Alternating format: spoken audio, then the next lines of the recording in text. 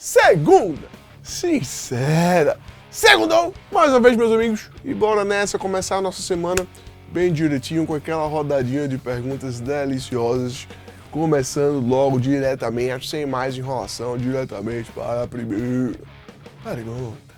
Valeton GP200 ou GP200LT, qual a diferença delas? Então, Rafael Rosini Tradev, eu botei essa pergunta aqui porque, coincidentemente, tem uma galera fazendo ela, tá? E eu acredito que seja porque, recentemente, o valor, o preço delas duas, tanto da GP200 LT, que tá aqui, quanto da GP200 normal, ficaram muito parecidos, tá? No AliExpress. E eu boto maior fé que todo mundo tá achando que são uma pegadinha, porque são basicamente, exatamente, já respondendo, né, a pergunta, o mesmo equipamento, tá? O mesmo produto, com os mesmos timbres, que consomem, inclusive, a mesma quantidade de energia elétrica, tá? Ambos consomem 1000 mAh em 9 volts e tem exatamente os mesmos sons, basicamente as mesmas funcionalidades, e a única coisa que muda é realmente o tamanho, tá? E alguns detalhes nas suas saídas, entradas e saídas. Tem um chart aí que eu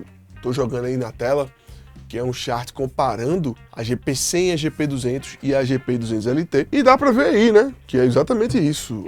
As diferenças são muito básicas, são basicamente a GP200 tem 4 furos a mais e já vem com pedal de expressão. E a diferença nas saídas dela, que eu diria que é a mais brusca e mais vantajosa, ela tem duas saídas XLR, que já é uma coisa mais prática, né? E além das saídas XLR balanceadas, ela tem também duas saídas P10, enquanto a GP200LT ela tem apenas duas saídas P10, mas que essas saídas P10 da GP200LT são P10 estéreo, elas são balanceadas também. E é isso, tá? Em resumo, é isso. Não é pegadinha, o preço delas realmente tá muito próximo. E se você tiver interesse, se você estiver procurando a sua pedaleira, com essa baixada do dólar, realmente o preço está excelente. Então eu vou deixar os links tanto da GP200 quanto da GP200LT aí embaixo na descrição do vídeo, links diretamente do AliExpress. Um amigo recentemente pegou uma GP200LT com esse link e deu tudo certo. Lembrando que os links são de afiliado, então se você compra pelo link, você ajuda o canal. Próxima pergunta. E aí, fala como tá a Valeton hoje no seu som.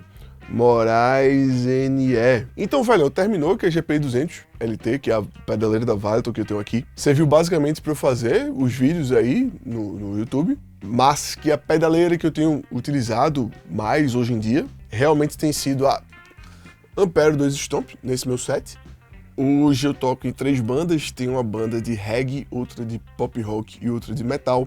Então esse set aqui eu consigo fazer perfeitamente tanto a banda de pop rock quanto a de reggae. Basicamente é um pedal de wah-wah e expressão, e tem vídeo dele aqui no canal, vou deixar aqui no card. O Little River, que é um pedal de drive sensacional, tá? Da N2 Audio, uma empresa brasileira, que eu tenho 3 sons de drive com esse pedal. Tem um Tube Screamer, um Morning Glory, e a soma deles dois fica muito bonita. Um EP Booster, que é um booster de volume, principalmente para solo ou para passagens limpas. Eu gosto muito de ter o pedal de booster separado, tá, no meu set, porque fica fácil de mexer ao vivo, caso eu precise de mais ou menos volume. E a Ampere 2 Stomp, que faz basicamente todo o resto. Amplificador, impulso response, delays, reverbs, modulações e etc. É um board bem pronto, com saídas XLR, que eu mando diretamente para o PA e uso aqui o send da pedaleira, que coincidentemente fica desse lado aqui da pedaleira, para utilizar como retorno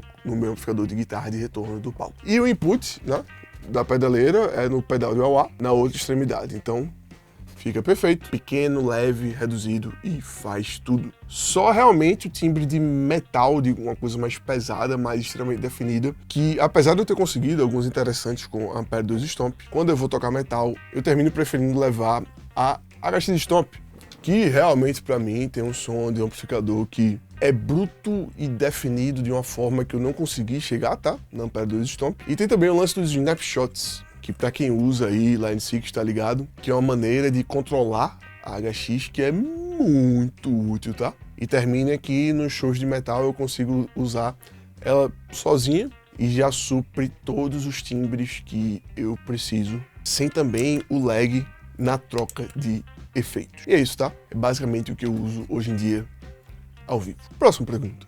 Costumo usar pedaleira digital mais amplificador em alguma situação? Então, Gabi Barbosa. Como eu acabei de explicar, né, tenho utilizado duas pedaleiras em situações diferentes ao vivo, e nas duas situações eu continuo usando pelo menos o gabinete de guitarra. Quando eu toco metal, eu quase sempre faço questão de levar o meu gabinete, meu 2 de 12, que realmente o timbre do metal é um som muito mais específico, né? Então, dependendo do amplificador que tiver disponível, dependendo do gabinete que tiver disponível, o meu retorno vai ficar prejudicado. Eu disse quase sempre porque às vezes não dá, né? Às vezes você tá viajando em estados diferentes, não dá para carregar uma caixa gigante 2 de 12, sabe? Mas sempre que dá eu levo. Mas que no caso das gigs de pop rock e reggae, como é um timbre mais simples, né? Mais fácil de se chegar, não é tão específico, eu consigo me dar bem, tá? Com os amplificadores de rua para usar de retorno. Para mim, só levo realmente os meus gabinetes se não tiver um amplificador disponível no ambiente ou se for alguma coisa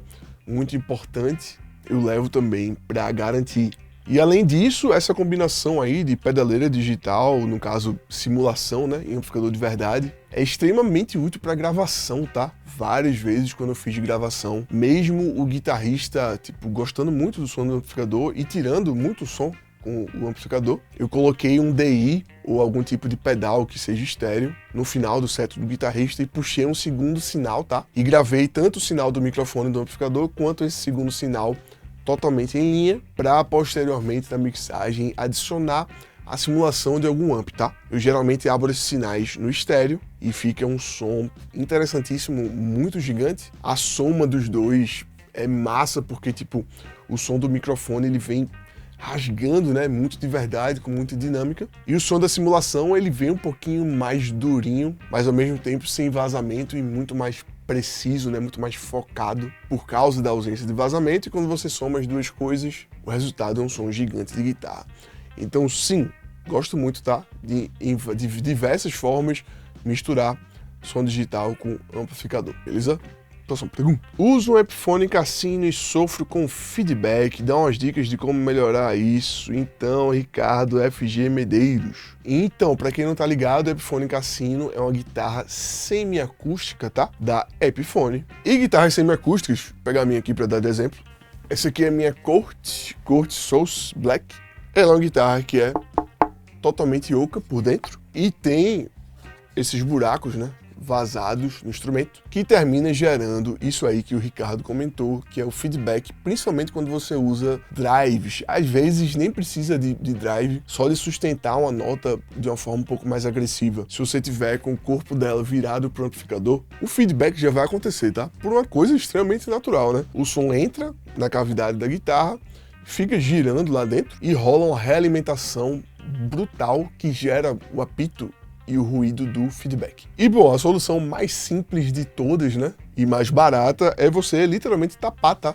Tapar esses buracos. E aí as opções de como fazer isso são várias, né? Você tem vários tipos de fita diferentes. Se você quiser fazer de uma maneira que não seja tão feia ou tão tosca, né? Tenta tapar com algum tipo de fita que seja transparente e que você cole por dentro do instrumento. É incrível como isso funciona, tá? Funciona não só para guitarras semiacústicas, mas para violões também, tá? Já vi diversas vezes aí pelo mundo músicos tapando, né? O buraco dos seus violões com uma fita horrível. Seja porque esqueceram, seja porque também não tem, né, aquele anti-feedback, que é aquela peça de borracha que você coloca no buraco do violão e tal. E funciona muito bem, tá? Vai melhorar consideravelmente o seu problema de feedback. E outra solução, que é uma solução muito mais cara, né, é você trocar a sua captação, tá? Você procurar por captadores específicos que vão ser anti-feedback em guitarras semiacústicas. E aí você tem alguns modelos aí. Eu gosto muito do timbre do Stevie Jones e que são captadores que funcionam muito bem, tá? Vão soar lindos, maravilhosos na sua Epiphone Casino. Beleza? Próxima pergunta. Qual foi o phase da Ampere que você utilizou no próximo Stories, o phase 90? Então, Fabiano Lopes 6, como essas perguntas são feitas no Instagram, né? E através dos Stories, no Story subsequente, um Story que veio depois do que eu coloquei a caixinha de perguntas, né? Segundo sincero, tava dando pra ouvir bem o som do PA e tava dando pra sacar que o phase da Ampere 2 funciona lindamente, né? Bem gostosinho, funciona muito bem. E é exatamente esse que você falou, tá? É o phase 90, a simulação de phase 90 da Ampero, que o tempo dele é controlado pelo tap tempo, o que é maravilhoso, né, velho? Porque você vai estar sempre com a velocidade do seu phase dentro do groove. Então ele vai estar sempre, ó, soando e contribuindo para a música do melhor jeito possível, beleza? Próxima pergunta. Qual a sua opinião sobre o Iridium da Strymon, já que sabemos que o Dudu Andrade acha o som duro? Então, Lázaro Lopes. O Iridium, para quem não tá ligado, é o pedal da Strymon, que é basicamente o simulador de amplificadores deles, tá? Tem amplificador e impulse response. E realmente o Dudu Andrade falou isso daí lá no podcast com o Matheus Starling, que ele não curtiu, né? O som do Iridium. E assim, velho, isso aí pode acontecer com literalmente qualquer tipo de equipamento, tá? Às vezes até pelo cara estar acostumado com outro som. Quando ele pega uma coisa diferente, ele acha esquisito, sentindo falta, saca? Do som anterior. Não por não ser melhor ou pior do que o outro, mas porque ele tá acostumado e quer as características daquele timbre e não desse. Bom, eu já testei o Iridium, tipo, em altíssimos volumes e gostei muito, tá? Gostei bastante do timbre dele. Ele tem uma simulação belíssima, incrível de Marshall, tá? Eu sou fanático por Marshall, tenho os Marshalls aqui, né, de verdade, e achei sensacional, tá? A simulação de Marshall dele, assim como o Vox também, velho, é delicioso, e o Fender, e foi um pedal que eu já pensei muito em comprar. Eu só sinto falta nele realmente de tipo uma simulação de uma coisa mais pesada, mais nervosa. Poderia ser um 5150, né? Extremamente moderno. Ou então um Mesa Boogie mais recente, tipo Badlander, que tipo tem o som gordão do Mesa, mas é mais definido, mais moderno. Se tivesse uma quarta chavinha ali, né? Com essa opção mais roqueira, mais pesada, provavelmente eu teria pego esse pedal, porque realmente todos os timbres dele e a forma como ele funciona, a funcionalidade dele é muito bacana e ajuda bastante no play ao vivo, saca? E é massa, é um pedal irado. Realmente não achei o som dele duro, tá?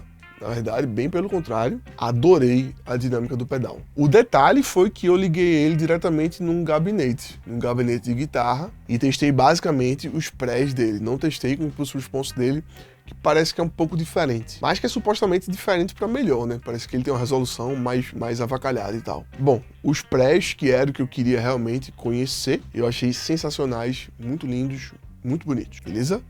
Próxima pergunta. Tô com problemas na minha distorção na PodGo. Minha distorção parece amassada. Não consigo um timbre com aquele punch. Quando coloco a distorção, ela vai lá para trás. Então, Pablo Rodrigues, é bem estranho isso, tá? Porque o que acontece quando você coloca distorção, tá, num som limpo de guitarra, é que ele vá para frente, né? É que ele vá para fora, é que ele fique extremamente comprimido e geralmente com muito mais volume, e que muitas vezes até cubra, né? Até seja um volume, uma coisa muito exagerada que cubra a banda, e que tem que ser uma coisa que você tem que tomar cuidado, né? Mas o cuidado é sempre com características contrárias ao que você tá falando aí. Se você puder descrever melhor aí nos comentários exatamente, tá, quais são os amplificadores, se você tá usando com gabinete, com impulse response, qual a sua guitarra, tudo como você tá ligando e qual a simulação, qual a distorção que você tá ligando, até de repente a ordem, né, a ordem dos efeitos dentro da pedaleira. Provavelmente a gente vai conseguir achar alguma coisa, né, alguma treta, porque é uma coisa bem estranha de se acontecer quando você liga a distorção, né.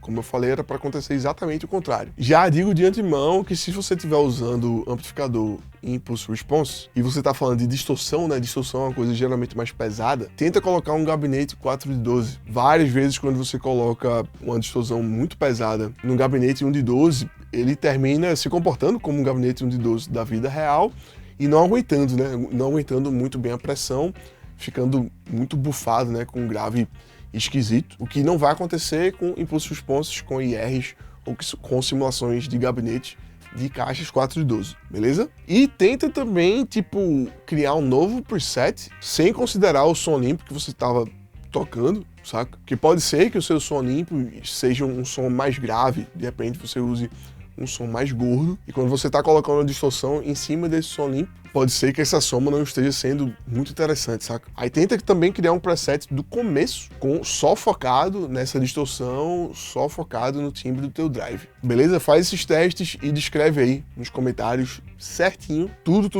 pra gente tentar resolver essa treta. Beleza? É isso aí. Essa foi a última pergunta da nossa segunda sincera. Uma ótima semana para todos vocês, tá? Não se esqueça aí de se inscrever no canal se você não for inscrito. Deixar aquele like, pô. Deixa o like várias vezes, tipo, tem milhões ainda não, né?